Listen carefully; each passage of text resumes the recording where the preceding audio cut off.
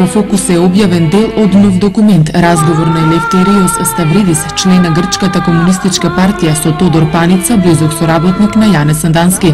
Разговорот е објавен во книгата на Елефтериос Ставридис, Зависата на комунистичката партија на Грција, објавена во 1953 година. Авторот на книгата Ставридис неколку пати се сретнува со Паница, со кого разговарат за ВМРО, борбата на македонците за автономија и Јане Сандански.